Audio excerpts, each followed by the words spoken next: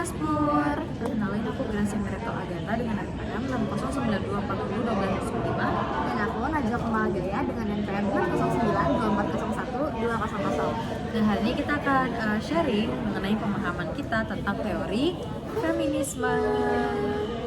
Jadi sebelum kita masuk ke topik yang lebih dalam, aku mau tanya dulu nih, kalau menurut kamu feminisme itu apa sih?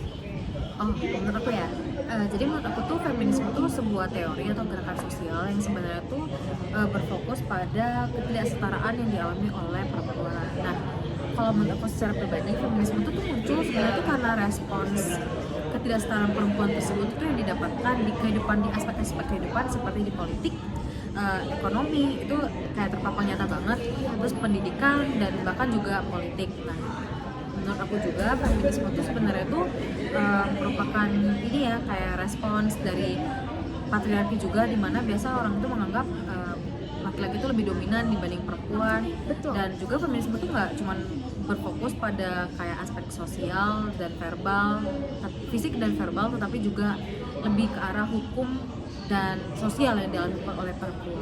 Benar. Oke, sebenarnya yang kamu sebutin tadi tuh itu udah sangat mencakup, tapi aku mau nambahin sedikit berdasarkan pengetahuan aku, di mana feminisme itu kita mengusahakan kesetaraan. Benar tadi kata yang udah disebutin sama Gracia, kita mengusahakan kesetaraan antara laki-laki dan perempuan, di mana dalam feminisme ini kita mau memperjuangkan hak-hak perempuan supaya perempuan bisa mendapatkan hak dan kewajiban yang sama seperti laki-laki.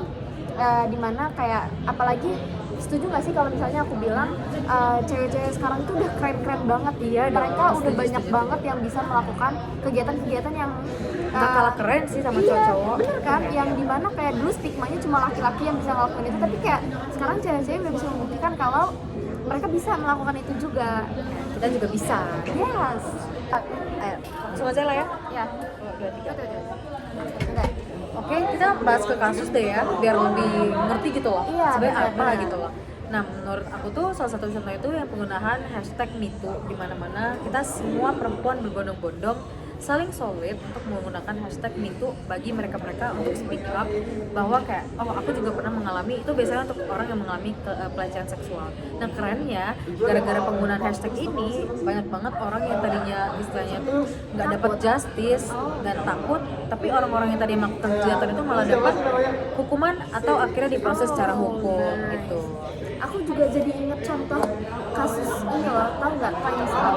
Times Up itu sebuah kampanye di 2018 di mana perempuan-perempuan di industri hiburan itu semua bersatu membuat kampanye ini untuk memberantas pelecehan dan ketidaksetaraan di dunia kerja, di mana mereka semua ini bersatu, kurang lebihnya sama kayak MeToo ini, tapi kayak dia lebih berfokus di dunia industri, di mana kita tahu dunia industri itu kan nggak semenyenangkan Iya, betul. di layar kaca ya teman-teman. Jadi Times Up ini diadakan untuk membantu perempuan-perempuan di dunia kerja. Wow, ternyata feminisme tuh sebenarnya nggak cuma teorinya doang yang keren, tapi sebenarnya solidaritas kayak kasus-kasus itu juga keren banget ya. Contoh nyatanya tuh benar-benar ada gitu. Nah, jadi itu yang kita ketahui mengenai definisi dari feminisme sendiri, dan juga contoh kasus yang bisa kita sharing atau kita bahas. Thank you banget Mas Pur. Sekian, terima kasih. Bye bye.